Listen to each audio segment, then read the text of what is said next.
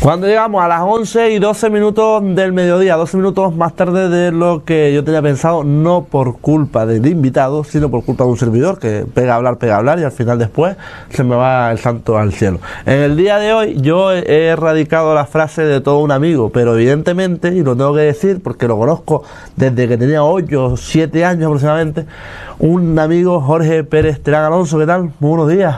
Muy buenos días, David, muchas gracias por la invitación. Bueno, Jorge, te invito sobre todo porque decides dar un paso importante, pienso yo, sobre todo en tu vida, personal, profesional, dar ese salto a lo que tanto se habló en esta mesa, en las tertulias, ¿no? De que los jóvenes nos tenemos que implicar en la vida pública, ¿no? Y das ese salto. Sí, correcto. Hemos cambiado un poquito los roles, de ser aquí un poquito...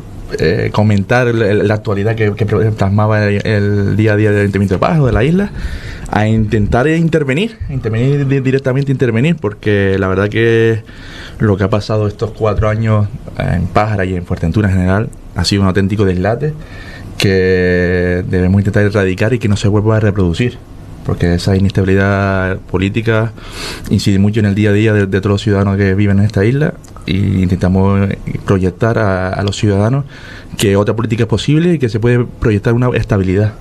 ¿Cómo has vivido estos cuatro años de legislatura? ¿Cómo lo has visto desde tu prisma? Decepcionante. Yo me acuerdo en noviembre que estaba contigo echando una mano.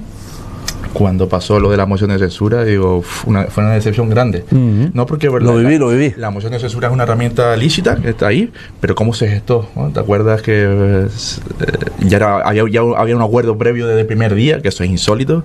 Eso no dejar de trabajar en ningún gobierno. Y luego estar hablando con el suero de uno para que convencerlo, y luego montar una asamblea a posteriori y firmar para ratificar una moción de censura. Fue un auténtico dislate. Digo, esto no puede pasar en una institución pública. Las instituciones públicas son sagradas, no se puede estar jugando ahí por las sillas. Y parece ser que las instituciones pertenecen a unas siglas, y no. Las instituciones pertenecen a los ciudadanos, en este caso de Pájara o de Fuerteventura, si fuese el Cabildo, y no se puede estar jugando de esa manera. Eso fue una gran decepción.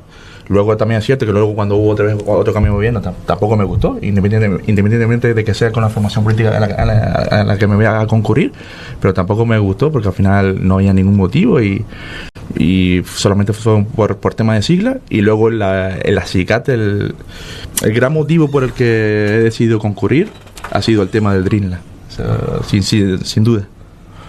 Retrocedamos 2019, toma posesión Miguel Ángel Grafiña, se abre una nueva etapa en Pájara, o se abrió una nueva etapa en Pájara. O sea, venías aquí a esta casa, a esta emisora conmigo a echarme una mano en esa realización, la cual yo agradecía eternamente, y llega ese 15 de noviembre con esa moción de censura en la cual creo que, como estabas diciendo tú ahora, ¿no?, te produce una tremenda decepción, no solamente porque entre un partido político, como dice, que es una moción de censura lícita tal, pero yo, bajo mi punto de vista, como que tú veías que era otra manera de trabajar, otra manera de hacer política, y como que te sentías ilusionado o esperanzado en que otro modelo de municipio era posible. Digo yo, no sé, pregunto. No, puedo opinar bien porque como estaba aquí lo íbamos de cerca, lo íbamos, que íbamos viendo todo el transcurso. Es cierto que desde el minuto 1 se intentó generar desestabilizar. Es más, tuvieron que salir en septiembre a dar una rueda de prensa para ratificar ese acuerdo, que es algo inaudito, insólito. La verdad que eso fue un poquito de dislate, y lo estamos viendo día a día. Y claro, y cuando pasó en noviembre, y no es lo que haya pasado, porque como dije antes, es una herramienta lícita y está contemplado, sino el cómo, el estar persiguiendo al suero de un concejal para convencerlo, porque en principio ellos tenían una línea roja marcada y no podían apoyar esa moción de censura.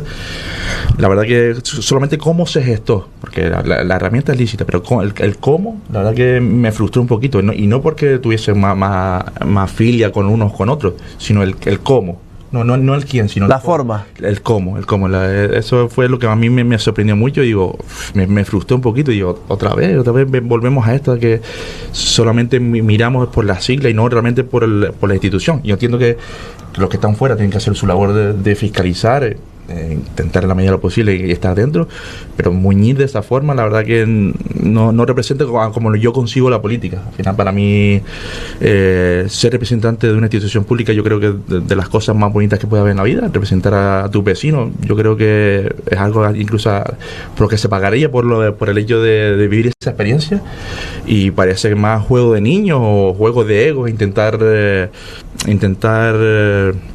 usurpar la silla de una institución. Y yo creo que independientemente del resultado, hay que respetar el resultado que da la ciudadanía y no hacer esos acuerdos previos para que luego ir desestabilizando poco a poco el grupo de gobierno y con el pretexto de las elecciones generales al día siguiente metemos la moción de censura.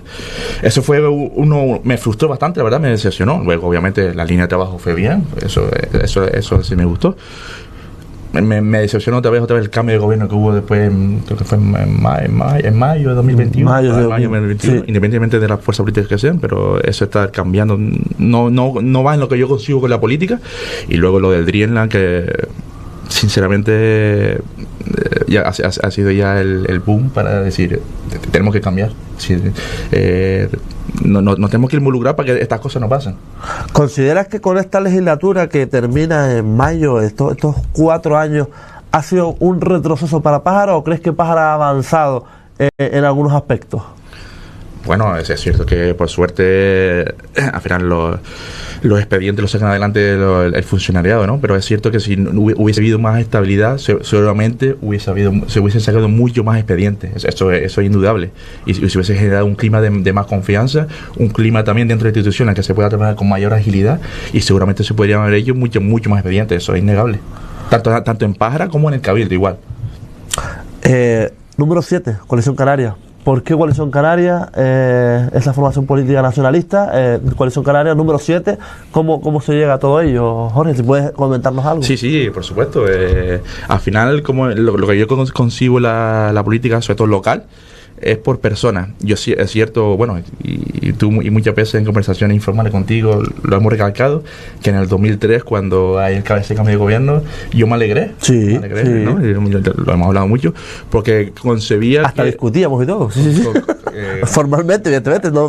Me alegré porque creo que tantos años en el poder hace que se cojan conductas un poco democráticas, ¿no? Y al final eso, al haber estado 30 años en el poder, al final cogen malas praxis, y al final también con el tema de que se elevó la deuda y tal. Entonces en ese momento concebía que era necesario un cambio, y al igual que lo concebían en el 2019, al final tantos años también hace que malas praxis, un desgaste también que conlleva, y al final las instituciones necesitan refrescarse de vez en cuando. Y nada, y a pesar de que yo fui muy crítico en esa etapa con Coalición Canaria, considero que el grupo humano que tiene, o lo menos con los que he podido interlocutar, son los que más se comparten a la hora de yo visualizar la política. Y aparte es cierto que también yo considero la política como los antiguos dirigentes de Asamblea Majorera, eso de que estás visitando al vecino, estás muy, muy cercano. Esa es la manera en la que yo concibo la política, porque al final los políticos no son menos interlocutores de la sociedad con la administración. Entonces tienen que tener esa cercanía con el vecino. Y es cierto que al final identificarse con unas siglas políticas en sitios tan pequeños puede generar estigmatizaciones, porque en sitios pequeños no nos conocemos todos, pero como alguien me dijo, es que claro, es que desde la barrera todo se ve bien, los toros de la barrera se ven muy bien, y es cierto que con lo que ha pasado estos 4 años era el momento de dar el paso. Y eso, y al final, a la hora de interlocutar con las personas, la verdad que me gustó mucho el proyecto que tenía, la forma de que se concibe la política, y digo, ¿y por qué no? Y digo, vamos a probar. Has hablado que el punto álgido de tu decisión es el tema del Dreamland, ¿no? Un Dreamland que ahora parece ser, que lo he dicho yo también, que muchas veces he dicho que no los engañen, que si ahora se pierde un rodaje o se pierde X historia, no es por el no al Dreamland, que aunque lo están vendiendo así, no es por ello. ¿Cómo lo ves el tema del Dreamland? ¿Cómo ves todo esto? Que ahora, por ejemplo, Sergio Lloré ataque a Alexis Alonso, que es el candidato de Coalición Canaria, y se tiran la pelota unos a otros. ¿Cómo estás viendo todo eso? Cuando me refiero al Dreamland, me refiero a la ubicación. No, a cómo se gestó y cómo se ha procedido. Cada persona o cada formación política puede tener su postura, eso es totalmente respetable, pero como las repercusiones que hubo, ¿no? Porque te acuerdas que ese lunes cuando fue el pleno en el Cabildo, hubo mucho rechazo social, sí. Hubo muchas personas que voluntariamente fueron ahí a mostrar su rechazo porque conciben que el modelo de isla no debe ir por esos derroteros, y al día siguiente a mí me recibo mensajes de huestes del Partido Socialista en el cual se refleja en documentos que la postura del Partido Socialista era hacerlo en esa ubicación. Me dieron un plano de cómo se iba a ubicar el proyecto en la ubicación en la que se votó. Luego vieron que el rechazo social que hubo y retrocedieron, y que no, que con el artículo 125 se contemplaba las diferentes alternativas, que lo que realmente se votó fue eso. Y realmente no fue así, sino solamente reaccionaron a partir del rechazo social, no por postura propia. También el hecho me molestó mucho el hecho de vilipendiar a las personas que se habían manifestado ahí. Sí. Prácticamente en modo de amenazas, que gracias que no estuve por ahí, o si no eso no lo hubiese permitido. Y al final hay que respetar al vecino, igual que respetamos las posturas de cada persona. El vecino que muestra ese rechazo social hay que respetarlo y no vilipendiarlo y decir que el rechazo social no son 10 gritando, por ejemplo. Y hay que respetar cada postura y luego utilizar también a las nuevas generaciones socialistas como contrapeso a la postura que habían adoptado. Fue un poquito hilarante. Eso fue lo que realmente me molestó, porque si tú de primer momento tienes esta postura y dices sí, en esta ubicación, porque por lo que consideres, perfecto, pero eso estar incluso confrontándose con parte de la sociedad que ha mostrado su rechazo, no me parece lícito. Al final, como dije antes, los representantes públicos son meros interlocutores y tienen que mostrar absoluto respeto por todas las posturas que realicen el ciudadano. Hablas de un modelo de isla, ¿no? ¿Qué modelo de isla, Jorge, ves tú como ciudadano, como vecino, como candidato de concesionaria? El mío personal, muchas cosas compartimos con los compañeros. Un modelo de isla que sea sostenible, obviamente, y intentando poner hincapié en nuestro patrimonio natural, que al final es lo más importante, es lo que realmente vendemos, porque independientemente de que queramos diversificar la economía, no nos podemos engañar. Al final la mayor parte del PIB de Fuerteventura viene del turismo, entonces tenemos que cuidar ese patrimonio natural, embellecerlo, protegerlo e intentarle darle valor para que al final va a ser el sustento o el motivo por el cual tanto nos visitan. Y luego, si es cierto que al final utilizar otros sectores económicos, como puede ser ahora mismo el sector audiovisual, que somos un reclamo, pues apoyarlo para formar a nuestros jóvenes y que tengan esa salida laboral, no solamente en la hostelería. Jorge, supongamos que el 28 de mayo, que Coalición Canaria mantiene los 7 o incluso los 8 o incluso avanza 8 concejales, toca gobernar. ¿Qué áreas te gustaría tener? ¿Qué áreas te gustaría decir, me gustaría esta área o esta cartera? ¿Cuál te gustaría? No sé, yo me imagino que cuando te presentan una lista, oye, pues me gustaría tener deporte, me gustaría llevar turismo, no sé. La verdad que ni he tenido tiempo a pensar en eso. Hay que ser cauto. Es cierto que ir a 7 es muy difícil. Yo solamente se me dio esta oportunidad, pero yo ni exigí ningún puesto, ni exigí luego ningún cargo ni nada. Yo solamente quise colaborar. Me estoy quedando asombrado porque en los chats que tenemos veo a la gente súper involucrada, con mucho compromiso, compañeros que van en el número 14 o 15, que al igual no tienen a priori no tendrían que tener ese nivel de compromiso, son los primeros en hablar, decir, yo acudo a la reunión, salgo de trabajar y acudo. Chicos, compañeros que están viviendo fuera de Morrojable, dice, cuando salgo de trabajar y voy a la reunión.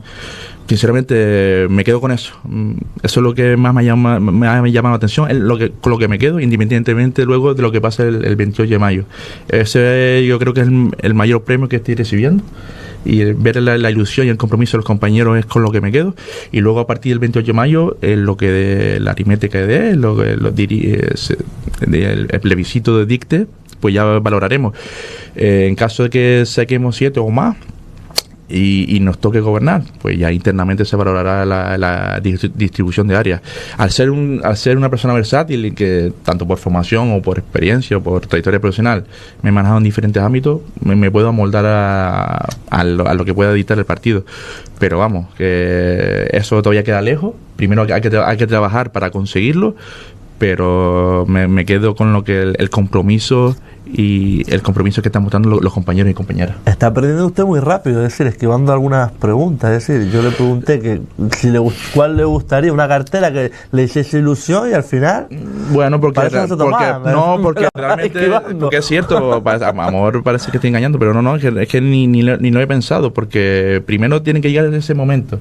Y para ese momento tenemos que trabajar y tenemos que proyectar esa ilusión con la que concurrimos a estos comicios.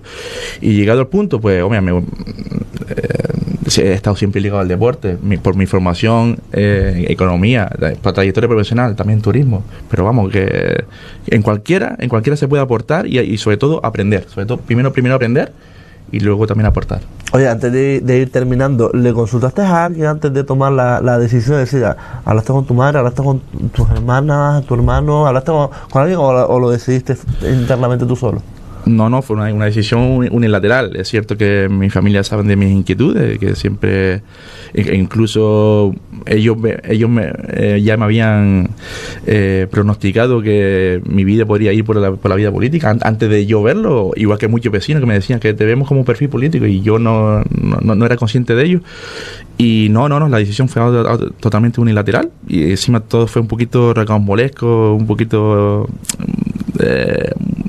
sin tiempo a meditarlo mucho. Llegó el momento de tomar la decisión. Digo, sí, adelante, vamos a intentarlo, ¿por qué no? Es el momento, con lo que ha pasado estos 4 años, es el momento de intentar probarlo, porque dentro de 4 años no sabemos dónde podemos estar. Entonces, si se da el momento ahora, pues vamos a aprovecharlo, vamos a intentar aprender, a compartir impresiones con los diferentes compañeros y a enriquecerse, porque la verdad que el compartir impresiones con diferentes personas que ven la vida o la política de diferentes primas es bastante enriquecedor. Oye, ahora que están los carnavales, ¿cómo los estás viendo? La verdad que es una alegría. Al final es cierto que el año pasado hubo un carnaval un poquito escueto. Después de 2019 tener otra vez un carnaval convencional da muchísima alegría. Es cierto que soy un poquito crítico en el sentido de a la hora de organizar. Yo creo que al final los carnavales, como sucede en el resto del pueblo, lo tiene que organizar la institución, porque son los que realmente conocen la idiosincrasia de nuestro pueblo y la que pueden dotar a los grupos de ese protagonismo que ellos requieren.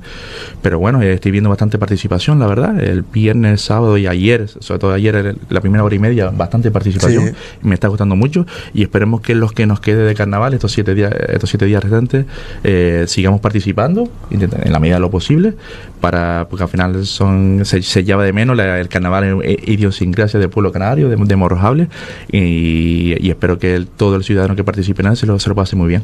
Cuesta Morrojable, ¿verdad? Pues, lo digo desde mi punto de vista, ¿no?